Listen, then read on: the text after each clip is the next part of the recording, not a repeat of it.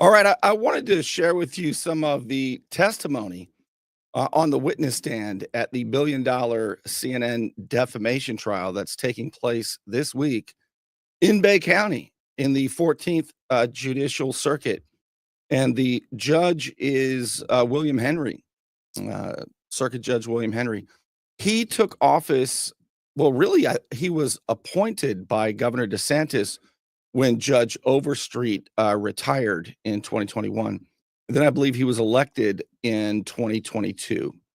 So he's a fairly new judge, and now he's got a super high profile case that's all over national news. And the testimony from, I'm just going to show you a little bit, just a little bit from CNN producer, um, and also from the main correspondent who is alleged to have defamed Zachary Young. Here is, and I'll show you real quick, Zachary Young. This is the plaintiff on the right, Navy veteran, security contractor, Navy SEAL, badass. Okay. And he rescued a bunch of people in Afghanistan, and he was hired by big corporations to do it. His company was. And he would coordinate it, and they successfully rescued high-risk Afghani women. And his company was paid to do it. Everybody's paid to do it. Even nonprofits are paid to do it. Can't do it for free. But CNN, for some reason, this dude here had a myopic obsession with Zachary Young, with the plaintiff. And CNN reported that saying they didn't, but they did. They had his face plastered all over these so-called news stories talking about black markets and exploiting Afghan women and all kinds of, or Afghanis, poor Afghanis and stuff. Well, this is what you're going to see tonight.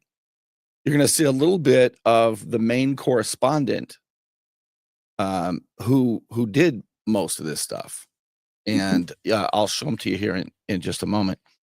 This guy is, for whatever reason, he was just obsessed with Zach Young. Now, see, I got on WMBB's case yesterday, and they had a slightly better story tonight. I'll show you that as well.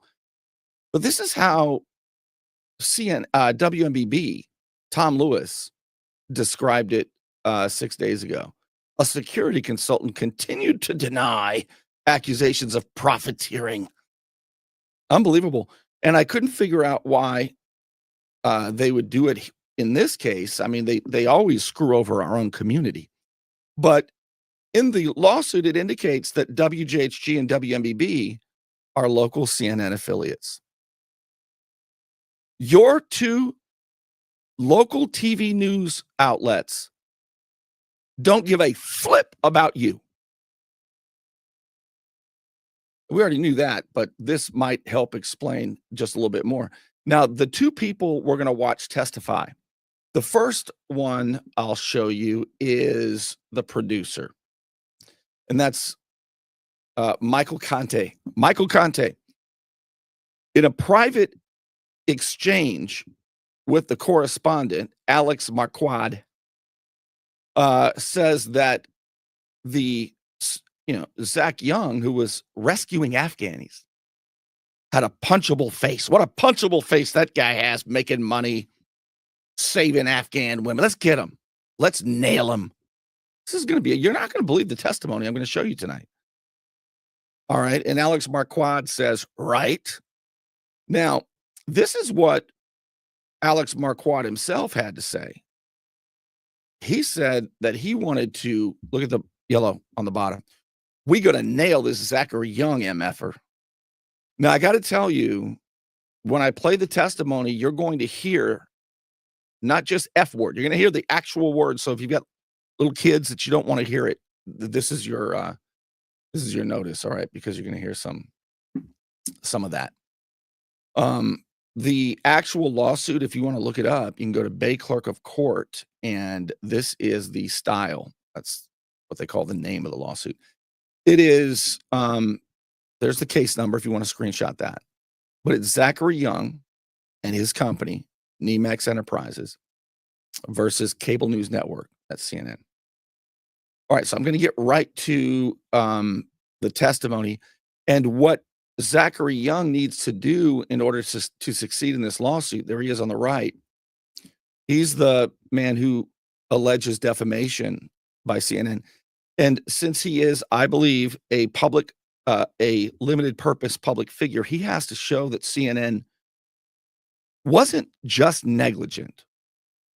An ordinary citizen who's not a public figure can succeed in a defamation lawsuit if they just show negligence. But a public figure and a limited public figure have to show actual malice. In other words, they knew they were lying. They had actual malice toward him, and they continued to lie with reckless disregard. Not just they knew, not just they were negligent.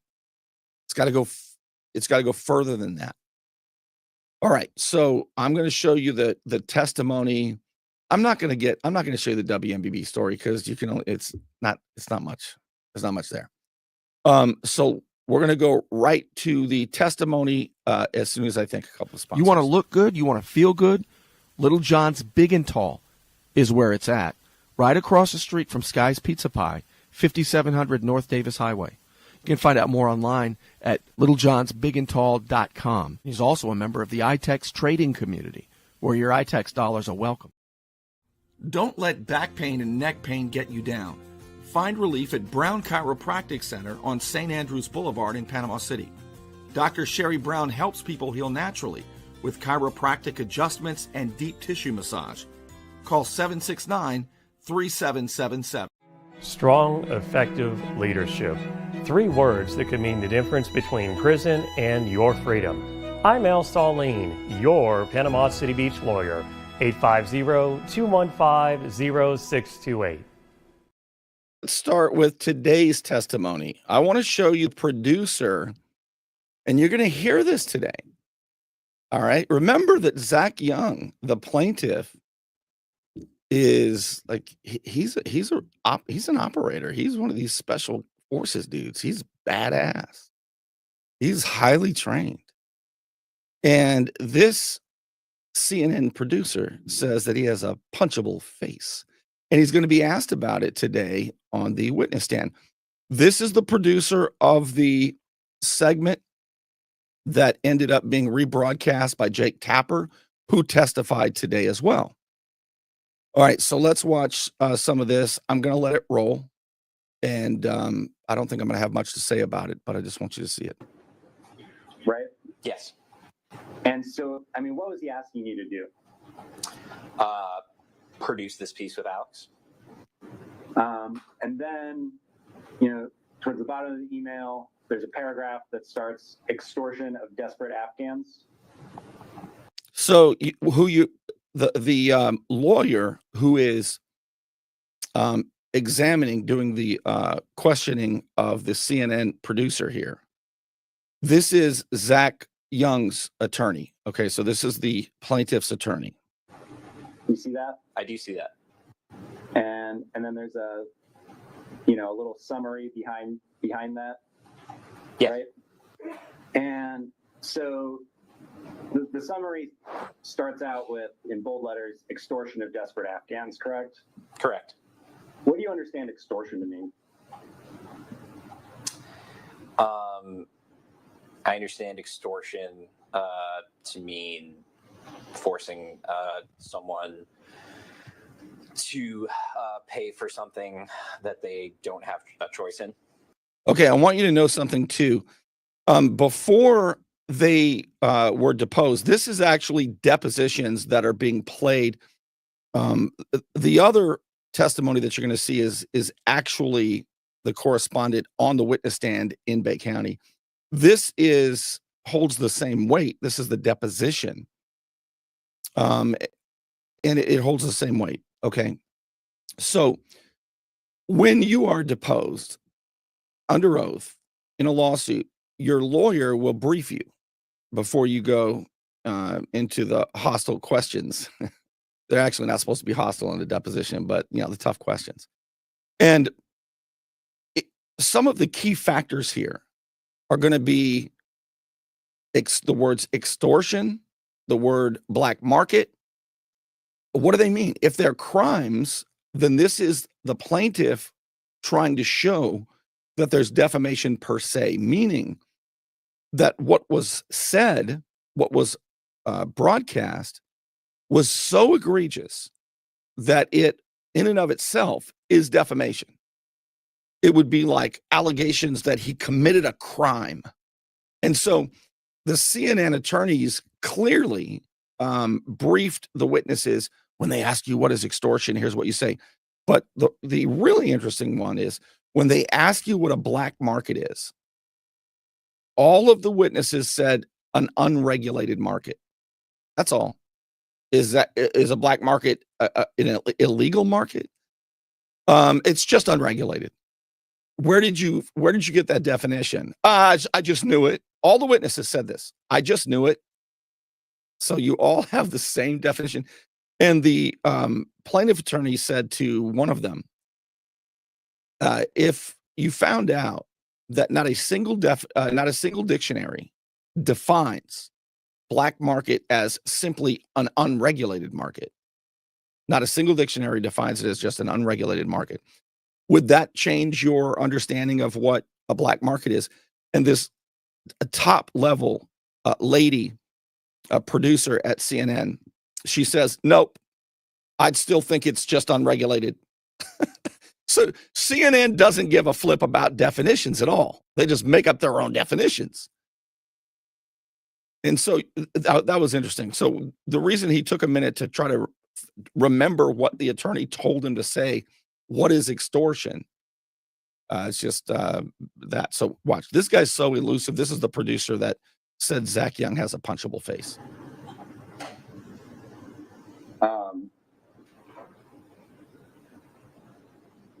Is that a bad thing to do? Yeah. Okay, thank you, Mr. Cuddy. I was going to ask you, but so, well, in that case, we'll leave the exhibit marked as is, but we'll focus instead just on pages 666 to 667. Does that make sense? Yes. So just so you know, this is the highest I can make this volume. So you're gonna have to listen a little bit better. I think you'll be able to hear it. You're just not gonna be able to hear it as loud as my voice is. Are these Slack messages between you and somebody named Ellie Kaufman? Yes. And they're dated November 3rd, 2021? They sure are. Who is Ellie Kaufman? She was a producer at the Pentagon. You see on page 667, Ms. Kaufman asks, what's today's shoot? Yes. If we go down a little bit, it looks like you responded, today it's Alex's story about the shadow market of people extorting Afghans to get them out of the country. Yes. What did you mean by people extorting Afghans? I don't recall exactly. I think I was just generally talking about the story that we were working on. Do you know whether the script at this point identified Zachary Young?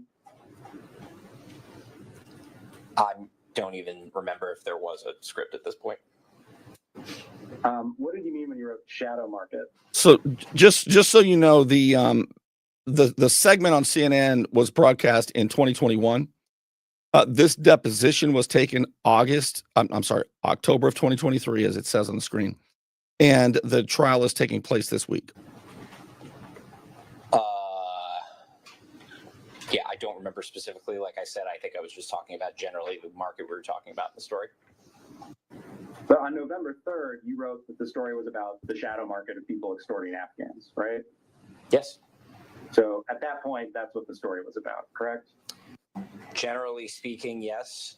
These are colleagues discussing a story. This is not language that we are broadcasting on.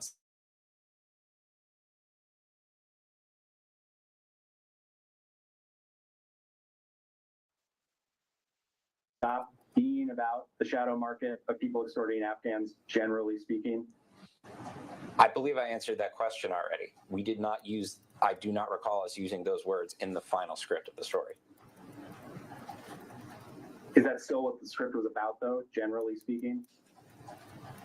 I am certainly not going to say that a story that we did on CNN is about anything other than the reporting we did in that story. That's how reporting works. So I'm going to introduce what we'll mark as Exhibit 11, and it's the document beginning CNN 000686. I want to tell you that if you hear a little, and you may not, because I know the volume is not quite as loud as my voice is here, but if you hear a clicking sound like click, click, click, click, click, what that is one of the lawyers. It's not the judge, because I looked and it's not the judge, not Judge Henry, but one of the lawyers is doing this. So it's so annoying. When I go up and make public comments to any local government board, you can almost always hear one of them doing that with their pen. Tick, tick, tick, tick, tick, tick, tick. But anyway, that's what you're hearing. And it ends at 689. Are these Slack messages between you and Mr. Markart? Yep. And they're dated November 11th, 2021? Yes, they are. And then I guess on the next page, a little bit down,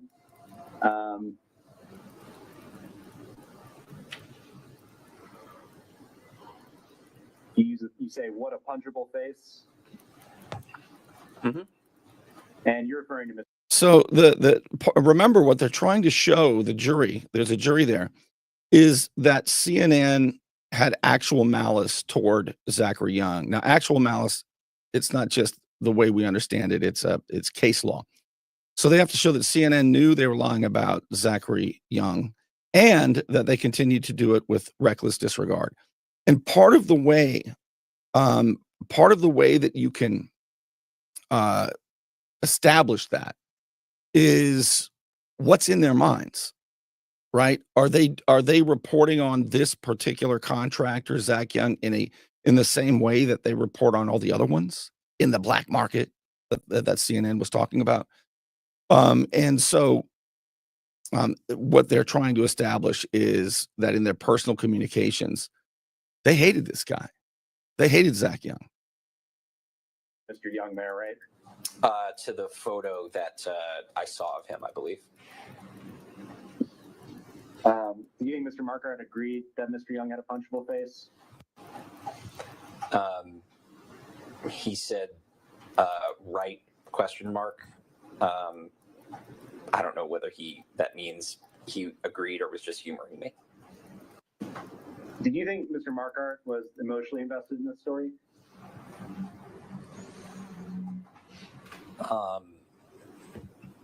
I think he wanted to tell a good story and do a good job telling this story. You think he wanted to nail Zachary Young? The reason he's asking that is because of this. This is crazy. Watch this.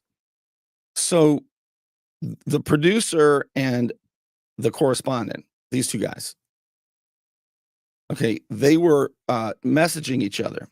And what they were saying to each other were things like this. The correspondent said, "We're going to nail this Zachary Young MFer." Remember, you're going to hear some profanity. So if you've got kids around, this is your warning in this deposition. We're going to nail this guy. And the question from Zachary Young's attorney is that what you guys do to your subjects? You nail them? All right. So this is the producer's answer. I don't know. Did you want to nail Zachary Young? No. I wanted to tell the story. Do people at CNN frequently refer to the subjects of stories as motherfuckers? I can't speak for all of CNN. I'm just asking if it's something you hear a lot at work. I hear a lot of profanity at work. Is it usually directed at the subjects of stories? Sometimes, not always. Have you ever heard the subject of a story referred to as a motherfucker? I can't recall. What about shitbag? I can't recall. What about a-hole? I can't recall. Would you ever refer to the subject of a story as a motherfucker? I don't know. Why don't you know?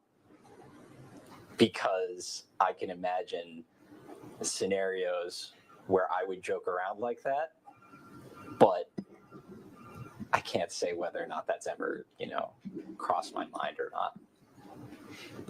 So you don't remember having ever referred to a subject of a story that way? I can't recall. I've worked on a lot of stories.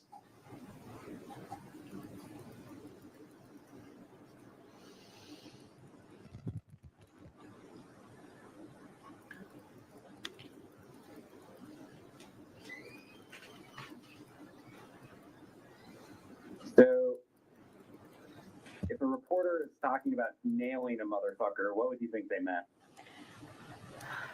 Oh boy, does that depend on the context. Yeah, so you don't know whether Mr. Young's costs were competitively sensitive information. You just like to? All right, I just wanted to give you a little. I just wanted to give you a little bit of. Let me get rid of him. All right, let's. I'm going to show you now the correspondent. I just wanted you to get a little flavor of CNN's producers, and you can decide if you think that they are fair or if they go after people to nail them.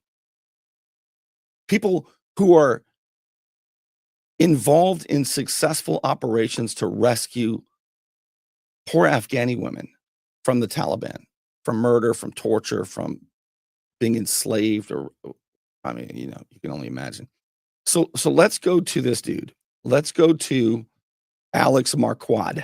He's the guy that was obsessed with Zach Young. And this is what you're going to see right now. Let's get to it. This was testimony in Bay County yesterday, and the guy at the podium is Zach Young's attorney. Okay, he's the plaintiff attorney, and he's really good, by the way. You can see in the picture Zach Young in the white shirt and the dark tie to the right. That's the contractor who brought the lawsuit. One of the first steps of writing good theater is identifying your main characters. So this is amazing. So what they're talking about here is CNN calls the subjects of their news stories characters. And as I told you, I have a master's degree in journalism from USC in Los Angeles. And one of the first things that I learned, and this is really important about this, is in a TV news story, you cannot reenact things and then present it as though that's what really happened. That's bad. It's really terrible. This is not a movie, right? And so you're going to see the correspondent pretend to make a phone to Zach Young, but it's all theater. And so the plaintiff attorney is saying, what do you got? Are you guys making movies here? I mean, how real are your stories? Oh, it's just standard in TV news to recreate things. No, it is not. I said yesterday, the best example that I was given in journalism school is if you go to a fire scene and the fire's put out and you get there late with your cameras, the TV crew, and you see a fireman, exhausted, and he dips his helmet in the water of a swimming pool and pours it on his head. And he's just worn out, right? He just saved the kids. And you didn't get a video of it. You can't say, oh man, that was awesome. Can you do that one more time for the camera? No. That is dishonest. That is not TV news. That's theater. Okay. And that's what the plaintiff attorney is talking about. So let's get back to it. So now you've got the context here. Watch. Aren't they? Thank you, Corey. I don't know. I've never written theater. Well, 3 days later, you do just that in an email to your manager, Callahan. You don't recall? Writing theater? Yeah. Identifying your main characters. Yeah, characters in a video story. Yeah. Oh. We call them characters. I think you do. Mr. Corey, can you put up Exhibit 101? This is November 1st. This is the day Bass greenlit Afghan money, right? Yes. And here in this message, you find out the top brass is giving you the green light, right? That's correct. It's also the same day you told Mr. Phillips that you were going to nail this Zachary Young mother effer. Isn't that true? I'll take your word for that. Want me to show it to you again? No, that's fine. And you tell Mr. Callahan that you have two main characters right at the beginning of that sentence. I have two main characters I want to get on tape. And then I'm going to try to find this Young character, right? That's correct. So you've zeroed in on your cast of characters for theater, correct? No, this is the lingo that we use in television news. The people who appear in stories are called characters. That's just what we call them. And certainly I was not engaging in theater. And no, Next what? day is the- Oh, certainly he wasn't engaging in theater. We'll see about that. You're going to find out.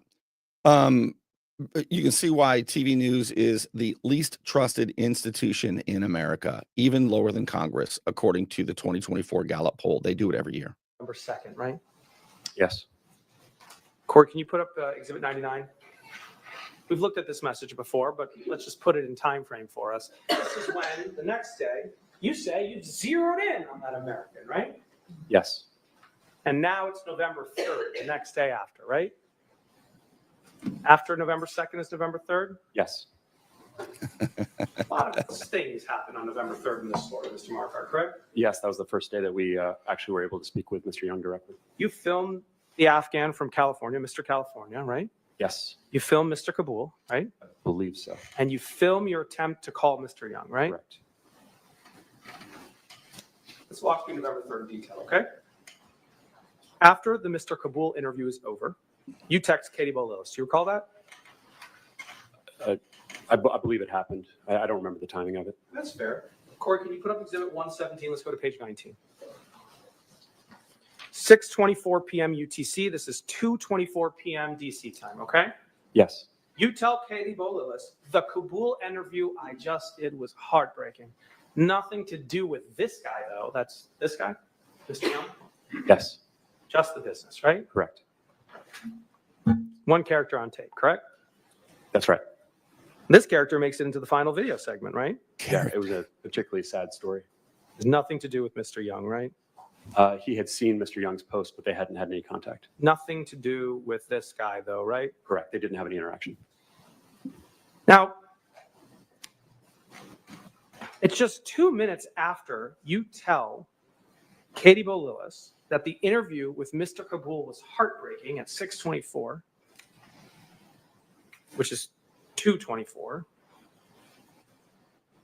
and unrelated to Zach, that you also tell her it's going to be Zach's funeral, bucko, right? I wrote that, yes. Wow. 2 minutes after you just told her the video was heartbreaking, but nothing to do with him, right? Well, you need to put it in context of what Katie Bo and I were talking about. I mean, are you denying it was 2 minutes later? No, I'm not denying your timeline. Okay. Now, 30 minutes later, you interview the second Afghan character, correct? Mr. California? Yes, Mr. California. Yes. Now, you had a CNN employee go to Mr. California to film him, correct? Cameraman, yeah. And you had a CNN employee cameraman film you, correct? Yes. So we have a video of your side of the interview, right? Yep. And we have a video of his side of the interview, right? Yes, that's often how we do things. And parts of the interview make it into the final video that CNN published on November 11th, right? The very beginning. They made it in, right? Yes, yeah. It was at the beginning of the piece. Now, I'm going to play you a segment of the video, and then I want to ask you some questions about it. But Exhibit 274 is not yet in evidence. So can I get a limited publication of Exhibit 274 to just the witness? Is it a video? It is a video. Sure.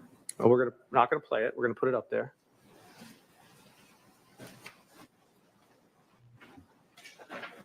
Can you mute the sound?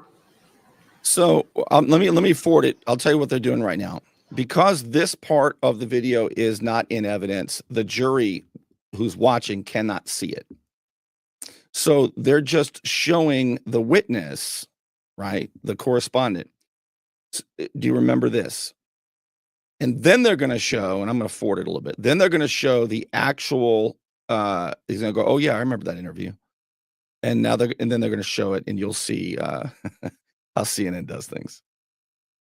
From the publication. And let's put up without sound exhibit 275.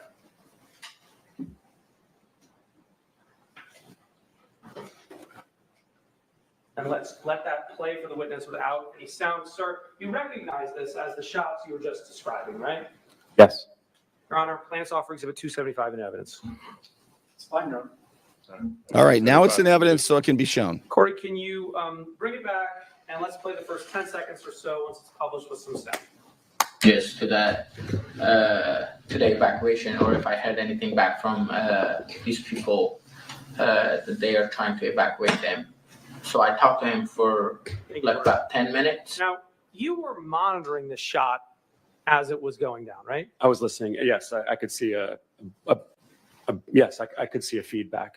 Yeah. And Corey, can we jump to minute 117?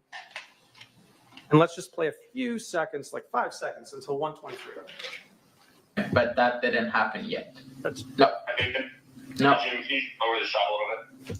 Have they been in, So you asked the cameraman, his name is Jim, I believe so. you say, can you just lower the shot a little bit, right? Yes. And then Corey, can we jump to minute 213?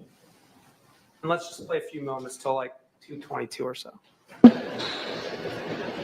This is the walking shot you referenced earlier, right? Yes. Although I think we used the one from the back. We'll get there. Corey, can we jump to 237?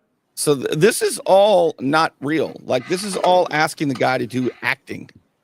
Like, they didn't really shoot the guy walking. They didn't videotape the guy walking. They're asking Another angle of the walking shot, right? Yes. the subject of Corey, the can we interview jump to act. 251? And this is another angle of the walking shot, correct? That's correct. All right, Corey, can you take down the shots? But let's go back to the messages with Katie Bolilis on November 3rd. Now, the last time we had looked at these messages, Mr. Marker, you had just told Katie Bolilis it was going to be Zach's funeral, right? That was one of the things I wrote to her. It was a minute before, right? Okay. Correct? Yes. So let's pick up right back there. The next minute, 6:27, the funeral bucko comment was at 6:26, right? I can't see it, but Corey, let's show it to Mr. Marker. yes, I see it there. Yes. Okay, so the next minute, let's go back to those other messages. You say to Katie Bolilis, think I should try to call him, question mark? Yes. Wouldn't pick up, right? I was certainly allowing for the possibility that he wouldn't pick up. Yeah. You were pretty sure he wasn't going to pick up, right? I was asking her because she had talked to him. I hadn't talked to him. You didn't say, is he going to pick up? You said he wouldn't pick up, right? I didn't know. I mean, here I'm asking. It's kind of like I'm asking you questions, right? The answer is embedded in the question, Mr. Marquardt, right? Is that what you're doing? Yeah, it's called cross-examination. It's called a leading question. You asked Miss Lillis a leading question. You say, he wouldn't pick up, right? There was a very good, this is what I'm saying here, is there was a very good chance that he was. I'm gonna give you a plot spoiler here.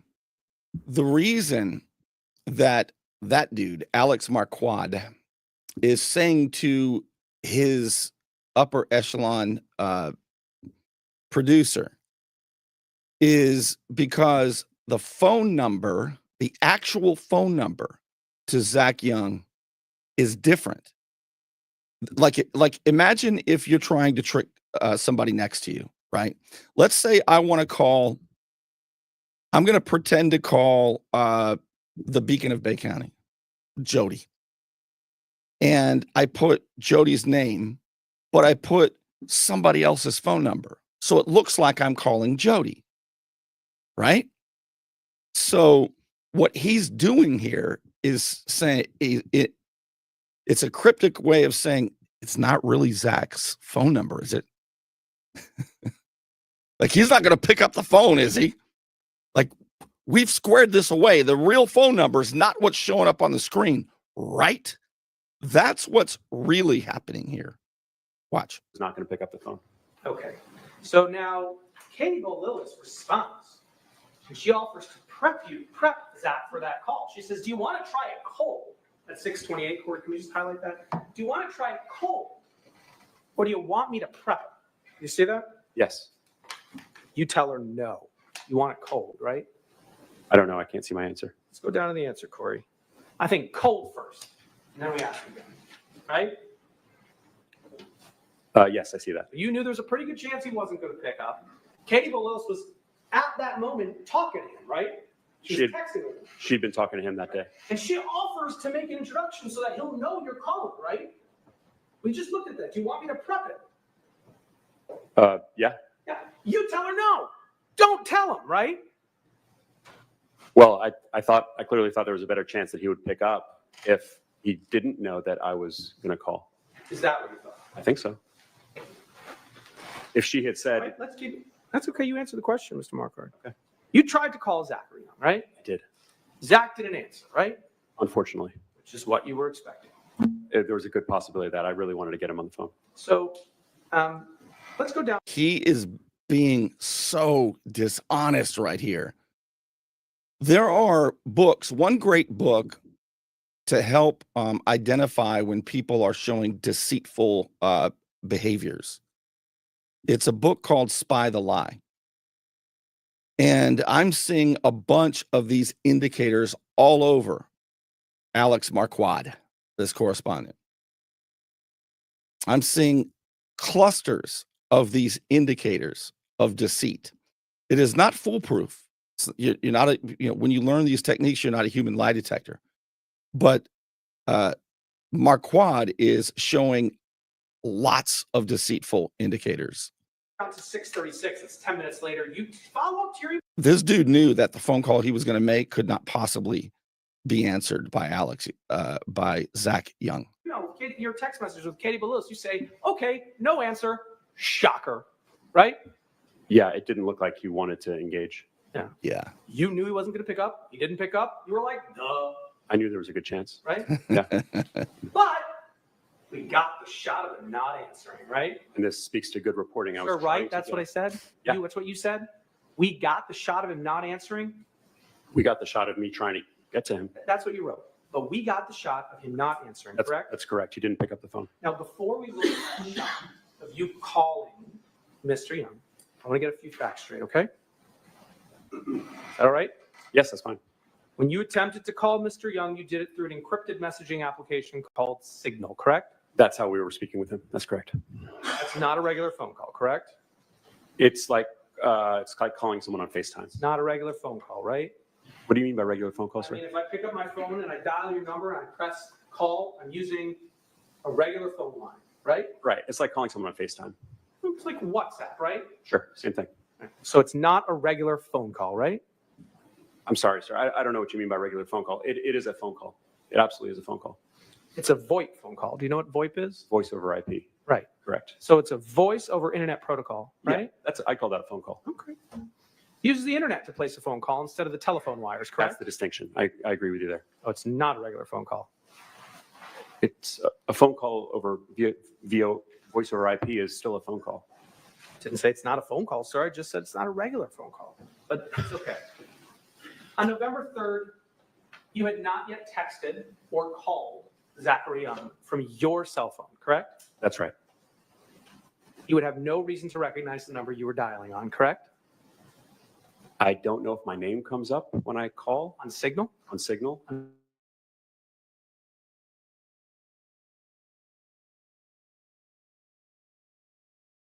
In his phone? I honestly don't know what comes Sorry, up. that was a bad question. Was I saved Were in his you phone? saved in his phone? I don't know what he saved. Do you think he just randomly saved Alexander? Had you ever talked to him before? No, I haven't. Have you ever reached out to him before? No. So why would he have you saved in his phone number? He wouldn't. Okay, so it wasn't in his phone. So his phone rings with a number he doesn't recognize, right? But- Maybe. But Signal may put my name up. Do you know if it does? I don't. I think you should check that. You told Katie Bolilis not to tell them that you would be calling, right? I thought there was a better chance that I could get him on the phone if she didn't say that. That's what you said today, right? That's your testimony today. Yes.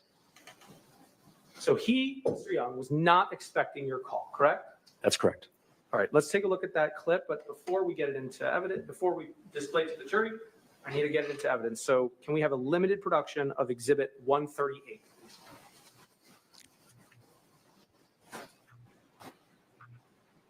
Let's mute the sound, Corey. Let's let it roll. Sir, is this the video of you attempting to call Mr. Young? Yes, it is.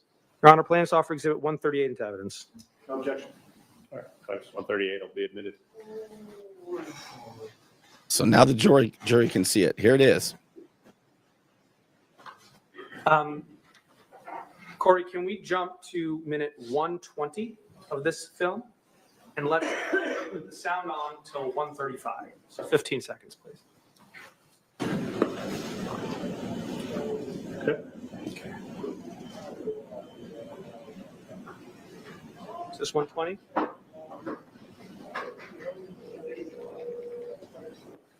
So you've got the shot set up and you place the signal call to Zachary Young, right? That's right. Let's watch it ring. Corey, can you let it play till 2:35?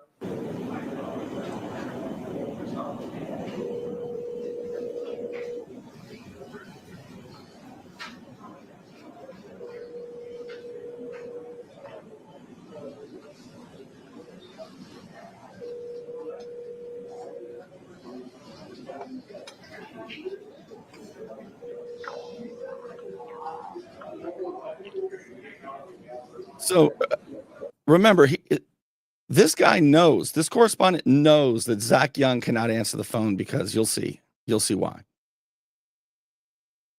But could you imagine being CNN and targeting an American that for some reason he is obsessed about and going through all of this deceit, this theater? Because compelling evidence is about to be shown that he's not really calling Zach Young. CNN is going to pretend that Zach Young doesn't answer his phone, he's irresponsive, blah, blah, blah. And they didn't even call him. Watch.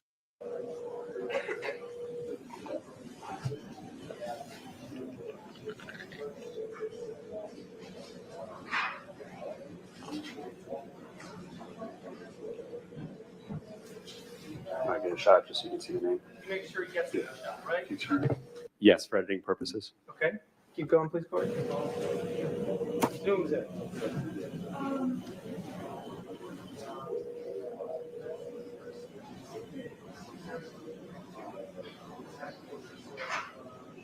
All right. So, sir, you make sure the cameraman has a clear view of Zachary Young, the contact, right? Yeah, you can see his long Austrian number there. We see a long Austrian number there, right? That's the one that Katie Bo Lillis was texting him on. I don't see it up there. Can you zoom in on that? I can't read it. Can you? No, but I know for a fact that it's the same number on my phone. All right. The screen shows you calling a contact called Zachary Young, right? That's right. Mr. Markart, you've taken an oath to tell the truth today, haven't you? Yes. You remember that oath, right? Yes. Was that Mr. Young's actual phone number or just a friend's phone number you saved under Zachary Young's name? That was the number I believed to be Mr. Young's that I had gotten from Katie Bo Lillis because she had been texting with him on that number. Corey, can you put up a side-by-side of PX 129 and PX 135? Both are in evidence. So on the left side, we have your messages from your perspective with Mr. Young, correct? That's right. 129. Yes. Or can we put up the other half of that? There we go. And on the right side, we have Mr. Young's messages with you, correct? That's right. Now, sir, Corey, can you put a red box where the missed calls should be? And can you put a red box where the outgoing calls should be? Now, Signal shows call messages in its chat history, right? It does. Yes. Now, November 10th is the first message, right? And this is taking place on November 3rd, right? That's correct. There is no missed call in Mr. Young's chat history, correct? I don't see it there. There is no outgoing call in your message history with Mr. Young, correct? That's correct. Was that Zachary Young saved under that phone number, Mr. Markart? Yes, it was. It was the same number that Katie Bo Lillis had given me that he had been using. All right, Corey, let's put up let's go back to 138. So now you see why it's important that the correspondent said to the other person, he's not going to answer, is he? Because it wasn't really his number.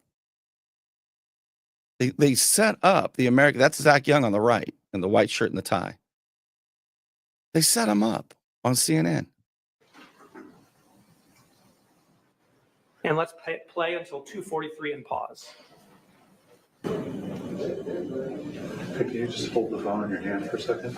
Just like you're listening, and take a step back. Remember, this is one of the first things I learned in journalism school. You do not do this. This is not a TV show. It's a news story, supposed to be. So the call ended and you saw no answer, right? Yeah, you can. I let it ring quite a few times. Your producer then liar. tells you to hold the phone and pretend to be listening, right? The cameraman told me that. Okay. He even told you where to stand for the shot, right? Yeah. Yeah. Let's turn the video back on. Let's play till 3:09, please, and then let's pause it. The phone, the shot. You are pretending to call Mr. Young, correct? I don't know what I was doing at the time. It looks like I'm placing a call. Call was Your already- ring? I don't hear any ring. You were pretending phone call, weren't you? I don't know. Okay. They roll on that. Now you saw your phone, confirmed it was a pretend phone call? I'm sorry. Now that you saw your phone screen not ringing or showing a missed call, are you confident that you were pretending to call Mr. Young? I was holding my phone like I was making a phone call after having made the phone call. What you're getting at is very basic TV production. Theater, right? They're often no. Look at how he's talking. This is standard TV production. It's not standard TV news. Standard TV production, but it's not theater. One thing it is certainly not is theater. Oh, you're gonna love this. Production. This is oftentimes we will get shots that we know that we will need to edit into the piece. For example, if I'm interviewing you and I want reaction shots of me or question shots, me asking questions, we will often do that afterwards. It's part of TV news production. This is very standard practice. That very standard practice of a fake phone call. Boy, this attorney's good. This attorney's good. This is how I feel when I'm talking to council members or commissioners. And I know they're lying because I have documents that prove it. And they sit up there and act like that. That is, I'm telling you, the confidence in which the correspondent is lying right now is amazing. It blows my mind that people can do this. Makes it into the final production video, right? You saw the very real phone call that I tried to place to Mr. Young, and I wish that he had picked up so that he could explain what he was doing. There was absolutely a call to Mr. Young made that day. Sir, I saw you place a phone call to someone. You named Zachary Young in your phone call. That's all I saw. All I can tell you, something Mr. different? Friedman, is I used the phone number that was given to me by my colleague who had been texting with Mr. Young. As far as I knew, that phone number was Mr. Young's because she had been successful at texting with him. The same phone number, mind you, that I then used a week later to text with him that he responded on. As far as I knew, that was his phone number. Yeah. I called him. He did not pick up the phone. And what you're seeing here are what are called pickup shots. Can you imagine lying like this under oath? So that we can then edit the story together later on. This is very standard production. Sir, that shot, you pretending to call Mr. Young, makes it into the final segment, correct? Yes. That theater makes it into the final segment, correct? No, that shot did. Corey, please play what happens next. Oh, well. Theater. Wow. Sorry, Corey, can you play that one more time? 309 to 315. Yeah, let's do it again. Oh, well. Theater. Sir, that theater makes it into the final shot, correct? The phone call did. You can't even say it, can you? The phone call to Mr. Young made it into the final shot. Mr. Friedman, Theater, it made it into the final shot, right? that did not. Sir, I appreciate the theater of you faking a phone call to Mr. Young made it into the final video segment, correct? we didn't. Zach Young's loving it. This is so great. This happened in 2021. Zach Young has been suffering over this defamation, this hit job on him by CNN, and he hasn't been able to do anything about it. The lawsuit took forever. But yesterday, in Bay County, he gets to watch Marquand on the hot seat. Man, Zach Young, I'm so happy for this guy right there. Fake a phone call. We made the phone call. Sir, you just admitted that you were holding your phone. It's standard procedure in CNN and TV news production to take other, I forgot the name you used, shots, right? Pickup shots, yes. Pickup shots. Yeah. You just said it was a pickup shot. Yes. That theater made it into the final video segment, correct? The pickup shot did, yeah. Can't say this, Mark, can you? I appreciate that you're trying to paint this as some kind of scandal. I can Oh my God. Is this not, now's the gaslighting that we see. I appreciate that what you're trying to do here is to make it look like this, but let me explain to you. Man, this behavior, I see it so often by really just a handful, this level of just a handful of local officials. explain what's going on here. And Sir, I didn't ask you. I'm not going to use my time for it, but I am sure Ms. Axelrod will ask you to explain it. that's fine. Thank you, Mr. Friedman. Sir, at the beginning of this cross-examination, you told me no part of the video segment was theater. Do you recall that sworn testimony? That's correct. You lied to the jury, did you not? I did not. Before you signed off for the night, Mr. Markhart, you texted your boss, Mr. Callahan, right? Can you show it to me? Sure. Can you put up Exhibit 121, please, Corey? This lawyer is so good. You gave him an update on what was happening that day. Corey, let's take Mr. Markhart to 8:46 p.m. And first you tell him that Katie Bolilis has been in touch with the main guy, Zachary Young, correct? Yes. He was the main guy of your story, correct? Well, in other messages that you've shown, I called the other two the main characters as well. These were all characters in the piece. All main Characters. characters. Mr. California, Mr. Kabul, Mr. Young, main characters, correct? Theater. I believe they all got equal time in the piece. They're your words, main characters. Just say it. He was a main character. Okay. Second, Wow. you tell him that you tried to call Mr. Young, but he didn't pick up, right? And yes, which we just saw. Then you tell him that the two interviews went great, both very strong, desperate, and sad. Do you see that? Yes, that's correct. And finally, you tell him there is nothing more we need to shoot, right? That's correct. And that's because you had set up a camera to film yourself allegedly. It should be, Jody. It should be open to the public. It is just so you know. Let me tell you, because I think I'm going to wrap it up here. It's a trial. It should be open to the public. There is national press here, so the press is not in there like normally, like me.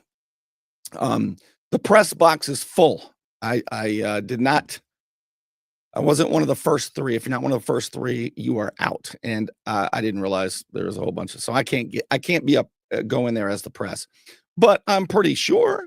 I mean, I don't see why you couldn't go in there as a member of the public and watch. Tomorrow and Thursday, this will continue. Jake Tapper he testified today. And then Friday, it's supposed to conclude and probably have a jury verdict by Friday night. So I believe there are 6 jurors. And since it's a civil case, you don't have to have a unanimous decision for a jury verdict. You just have to have a majority of them. So if 4 of the jurors decide that Zach Young's claims prevail, then we'll find out. But it should all be over by Friday. But yes, Jody, I would hate to give you wrong information, but I couldn't imagine it's not open to the public. And if too many people show up, they just have to bring it to a bigger courtroom. So, but as far as additional press, that's close. So there you go. All right, I'm going to wrap that part up, and I'm going to continue to share with you what's going on there as best I can. You won't get all this from WMBB or WJHG because they are CNN affiliates. our local news TV outlets, according to the lawsuit indicates that they are local CNN affiliates. Just another reason that you can't, to understand why they have so much contempt for you. All right. I do want to thank, of course, the Unknown Patriot for your support and helping me do this. And also to you who helped me do this. Those of you who throw a tip in the tip jar at patreon.com as little as $5 a month. It's anonymous, it's easy, and you can quit at any time. Patreon.com/Bernie Thompson. Crowdfunding is a big deal and a major reason I can do this. So thank you to those who do. And I'm going to wrap it up, and I will see you again very soon.